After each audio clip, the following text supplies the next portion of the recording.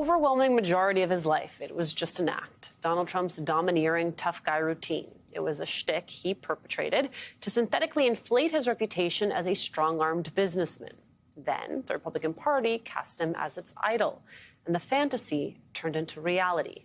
Trump's grip over the GOP in Washington isn't new, of course, but this week, more than any other in recent memory, proved that it is tighter than ever. He inspired self-sabotage in bipartisan congressional border negotiations.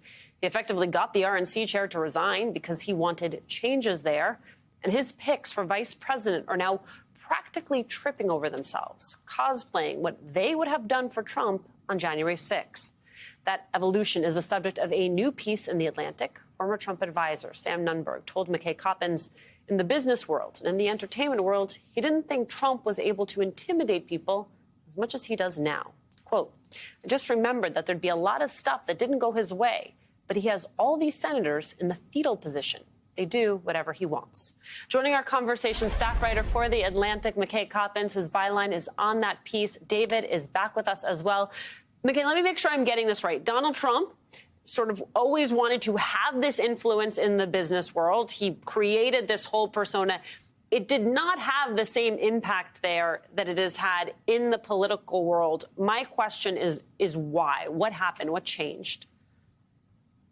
That's what I was fascinated to think about as I was writing this piece. I think it helps to understand where the Republican Party was circa the summer of 2015 when Donald Trump entered his first presidential campaign. By 2015, the Republican Party had been through years of infighting and growing ideological incoherence and an increasingly wide gap between the base of the party and the political class of the party. You remember in 2010, 12, 14, you had all these establishment Republicans who had pretty conservative records. They thought they were doing all the right things, and they were getting toppled in primaries by these kind of Tea Party upstarts. And it became clear that a lot of elected Republicans had no idea what their voters wanted, and they were scared of their base, right? Then you have Donald Trump come on the scene, and he starts immediately acting like an old school party boss, right? He's this guy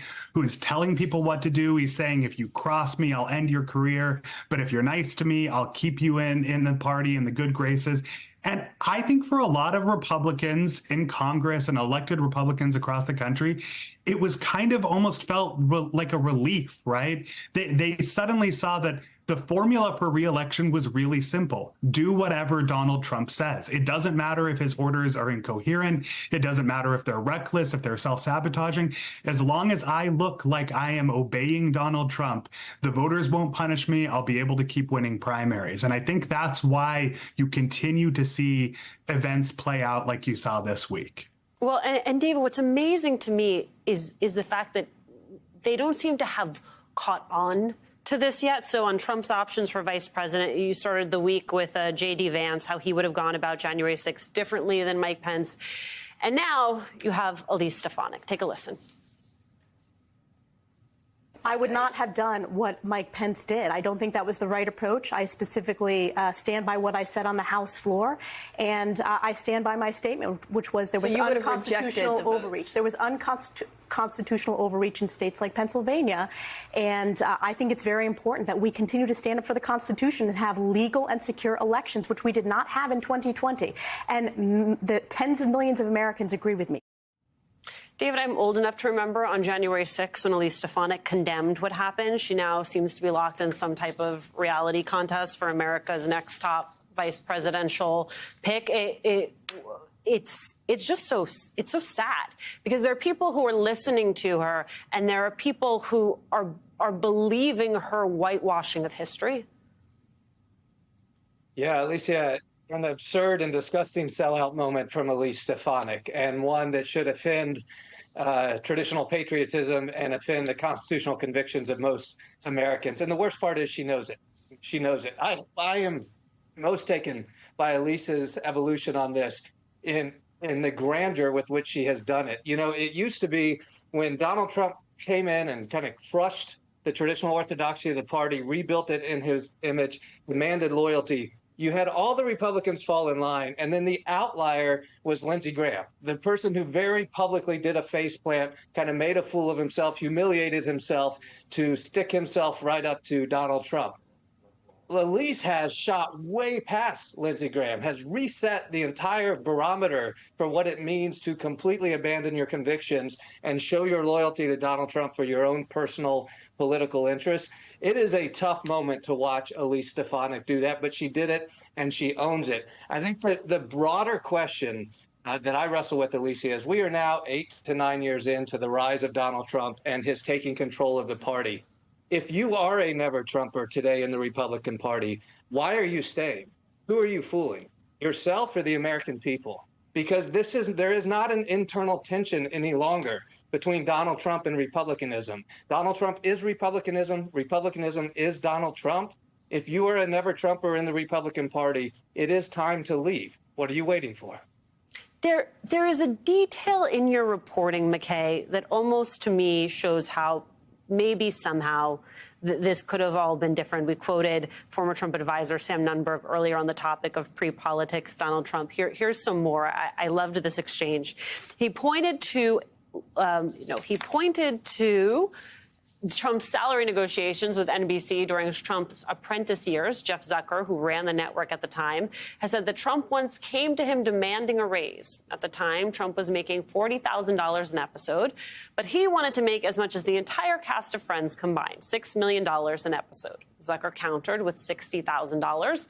When Trump balked, Zucker said he'd find someone else to host the show. The next day, according to Zucker, Trump's lawyer called to accept the $60,000. A spokesperson for the Trump campaign did not respond to a request for comment. McKay, what struck me about that was just that someone told him no. They told him no. They called his bluff, and that is the piece that we have not seen play out on the political side. It's such an important point. You know, we're now so far into the Trump era that we've all sort of accepted this reality that Trump has all this power in the Republican Party, and he can, he can end whoever's career he wants, and of course they're going to do what he says. But again, when the Republicans gave him this power, they handed it to him, right? You know, another thing that I've heard Sam Nunberg talk about is that in 2016. When Trump first started running, actually in 2015, when Trump made that comment about John McCain's, how he was a war hero only because he'd been caught, and kind of insulted his war record. At the time, that was an early test of Trump's staying power, his ability to say whatever he wanted and continue to stay atop the Republican Party. Privately, Trump was very concerned about that. He actually was fretting to Sam Nunberg and other advisors saying, should I apologize? You know, people on TV are saying that I went too far. Should I apologize? And his advisors told him, no, stick it out and just ride this out, and Republicans will fall back in line. And they did. What if they just had it? What if those Republicans had not fallen back in line and said, this is disgusting, you need to apologize or leave this primary and drop out? My bet is that Trump would have done it. He would have done what they said. The strength is it's an act. The bravado is an act. And throughout his business career, his media career, the people at the other end of the negotiating table saw that. For some reason, Republican politicians, congressional Republicans, they're just too afraid. They're too timid. They gave him this power over their party, and they've never been able to get it back. And now they're not even trying. If it makes you feel any better, I have already put evac on alert. He's ready to go if it comes to that. General, I can assure you. Hey, General, let me into the war room to see you, so I had to hack my way onto this frequency. This better be critical, Wheelie. So, come on, what is it now, please? Okay, couple of things. I'm running low on the dough. I was thinking about taking a couple of months sick leave, maybe starting today. And, oh yeah. I intercepted a transmission from Megatron. Then send it through. Yes, sir, right away, sir. And so I was so damn caught on the other stuff. This is your last warning, insects. Relinquish what remains of the Allspark. So who's the insect? You? What? Who's the insect? Protect you. They were defeated on our world, and we will defeat them here. The Megatron. This was just a diversion. Security, please bring up. Rabbit, she's already inside. D. update on that reserve. Boss readiness. What was his name? Evac, sir. Right, evac.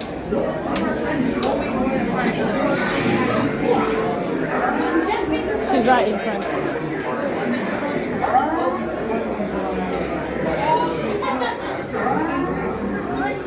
We are facing a heavy sustained attack. They appear to be after the All-Star.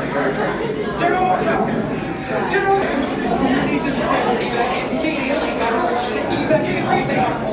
National security advisor! Stay down! Check it out! The mission celebration!